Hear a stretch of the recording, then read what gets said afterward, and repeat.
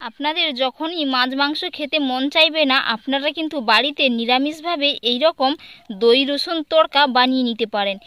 খেতেও যেমন সুন্দর আর বানাতেও খুবই সহজ, মাত্র 5 মিনিটেই আপনারা বানিয়ে নিতে পারবেন। আর আপনি যদি আমার চ্যানেলে প্রথম হয়ে থাকেন, আমার চ্যানেলটিকে লাইক, শেয়ার ও সাবস্ক্রাইব করে নেওয়ার অনুরোধ রইল।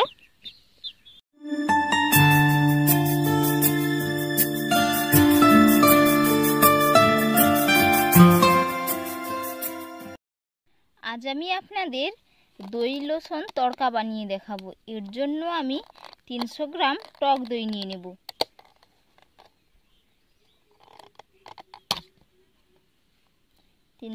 টক দই একটি মিক্সিং বোলের মধ্যে নিয়ে নিচ্ছি।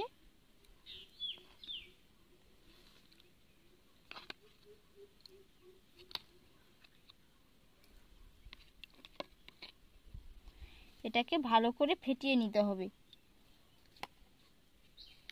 হ্যান্ড উইচ দিয়ে ভালো করে ফেটিয়ে নিতে হবে, যাতে না কোনো গুটলি ভাব থাকে। আপনাদের মনে হয় যদি দইটা খুবই ঘন, তো আপনারা এর মধ্যে একটু জলও অ্যাড করতে পারেন।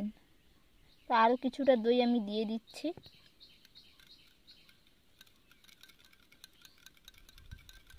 এরকম করে ভালো করে ফেটিয়ে নেব।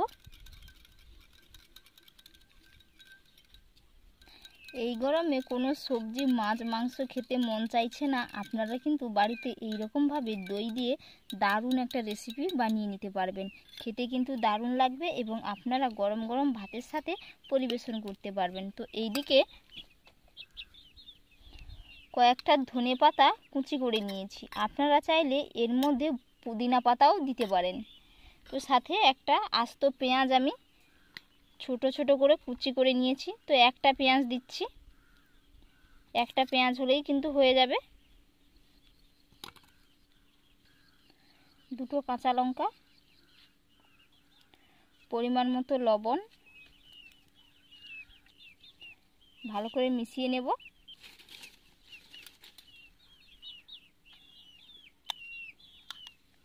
এরকম করে ভালো করে মিশিয়ে নিচ্ছি। তো এবার আমি রসুন দিয়ে একটি তড়কা বানিয়ে নেব। তো রসুন দিয়ে তড়কা বানানোর জন্য পুরো একটা গোটা রসুন আমি নিয়েছি। 1 কোয়া বা 2 কোয়া ব্যবহার করছি না, পুরো একটা রসুন নিয়েছি, যেহেতু রসুনের তড়কা হবে এর কারণে। ভালো করে মিশিয়ে নিয়েছি। আপনারা চাইলে এর মধ্যে একটু জিরের গুঁড়িও দিতে পারেন, ভেজে রাখা জিরের গুঁড়ি। তো আমি এর মধ্যে দেব না, তড়কার মধ্যে দিয়ে দেব। উনুন জেলে কড়াই বসিয়ে দিয়েছি। কড়াইয়ের মধ্যে আমি এবার সরষের তেল দিয়ে দিচ্ছি। এই তড়কা বানানোর জন্য কিন্তু আপনারা সরষের তেলটা ব্যবহার করবেন। তো ছোট চামচের মাপ করে 2 চামচ সরষের তেল দিয়েছি। যে আঙুলটা ফোড়নের জন্য দিয়ে দিচ্ছি গোটা জিরে, যেহেতু আমি জিরের গুঁড়ি ব্যবহার করিনি এর কারণে। এই যে একটা রসুন আমি পুরো কুচি করে নিয়েছি ছাড়িয়ে, তো এটা দিয়ে দিচ্ছি তড়কার জন্য। তো রসুনটা কিন্তু খুব সুন্দর করে ফুটে গেছে। এবার আমি চুলার আঁচটাকে একেবারেই বন্ধ করে দেব। একেবারেই বন্ধ করে দিয়েছি। এর কিন্তু সুন্দর একটা কালারও চলে আসবে। তো এর জন্য আমি এখানে কাশ্মীরি রেড চিলি পাউডার দিয়ে দেব আধা চা চামচ।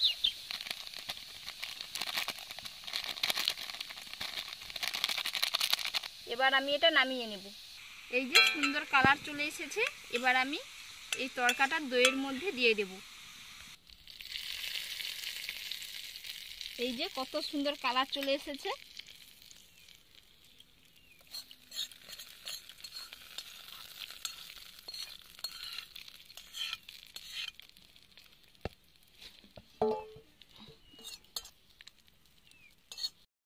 তড়কা মেশানো হয়ে গেছে।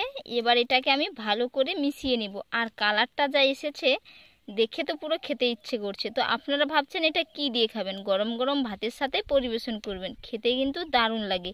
তো বন্ধুরা, আজকের রেসিপি আপনাদের কেমন লাগলো অবশ্যই কিন্তু আপনারা কমেন্ট বক্সে কমেন্ট করে জানাতে ভুলবেন না। তো এতক্ষণ পুরো ভিডিওটা দেখার জন্য আপনাদের অসংখ্য অসংখ্য ধন্যবাদ রইল। আপনাদের সাথে নেক্সট অন্য একটি ভিডিওতে দেখা হচ্ছে।